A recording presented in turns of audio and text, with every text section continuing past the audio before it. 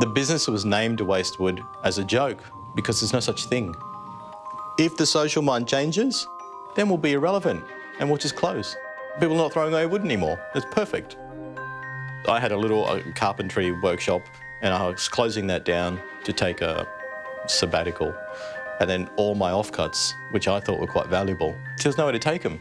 So I had to take them to landfill. And it was offensive to my spirit. I just hated it. So I started by collecting wood from Gumtree, Marketplace, the side of the road, skip bins, just collecting it. And then I'd call everyone I knew who might use it and just drop it off at their place. Then I started getting calls from local timber yard and they said, we're clearing out our warehouses and we need you to take this wood. Every day they'd call me, come back, come back. Come. So I couldn't offload it to friends fast enough and I was giving it away for free. And then somebody said, why don't you lease a space in the corner of my workshop? And then I'll have access to your wood all the time, but you'll be paying me for the space. And after about 2 months, it was full.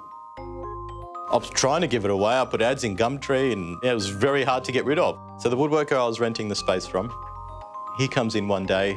The space was chock-a-block. He says, Joe, you got to get out of here. This is a fire hazard. I said, well, what do I do with it? And he said, sell it. You know this is from bins. Why would somebody buy it? And it's like, it's good wood. I'll neatly stack it out, I'll lay it out, I'll display it in a way, and then I'll put an ad in Gumtree, and I'll give it away for free. That's the quickest way to get rid of something, right? People came and nobody would take it for free. Everyone insisted on paying for it, but they wanted me to tell them the price. And I'm like, no, but it's free. I put a money box on the windowsill that I got from the woodworker that I was leasing from. He said, take this money box, use it, you know. For 1.5 years, we did that. A young friend came and he made a sign that said recycled timber and he put it up on top of the doors. I was like, what's that? He said, that's a sign for your shop. This is not a shop, this is just a place where I get rid of the wood. He was the first person that alerted me that it was a shop. I saw there was massive potential when slowly, all these weird things started happening. People would bring me a load of wood and within an hour, somebody was walking into the shop saying, I need this exact, like this, that this person just brought me? Yeah, that's exactly what I'm looking for, which is weird. You know, I call it like magical things. Stuff would happen like that. There were some days that the shop was so full, people were lining up outside. And I would say to people, this is a scrapyard. You know, this is wood from bins. You know, you can get it in all your neighbourhood bins. And they'd say, oh no, this is recycled timber. And I actually contacted a friend who does business plans about 1 year in, and he says, don't do a business plan because you'll stop. Like, obviously your business is shit. Like, there's no money in this. So just keep going and see where you end up. I thought that was a decent plan. More and more as time goes on, I've realised in order to get wood out of the bins, I have to consider the business side and the end user.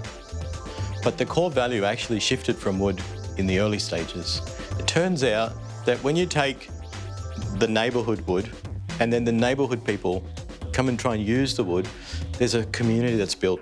And it's the intersection between the people and the wood that makes magic happen. There aren't many timber places where you go and you visit and you say, I want that one, that one, that one, that one. That doesn't exist. And that brought people that wanted to pick their individual pieces of wood. Like, those are the people with the spark. The feeling that you get from our team when you come in is really important to us and to people that visit. We don't see ourselves as selling wood. We're just facilitating the recycling of the wood. It's a careful distinction. If you don't need the wood, then don't buy it because it's a waste. If the woods are more available than virgin timber, as in it's closer to people's homes, you can come and pick it yourself and it can be delivered the next day. It's the same price or cost less. Why would you buy new wood? Yes, it's recycled timber, but I don't see it as fancy. It's just wood. Let's try and recycle as much wood as possible, as many locations as possible, to as many people as possible. I guess the sustainability thing just happens automatically and accidentally.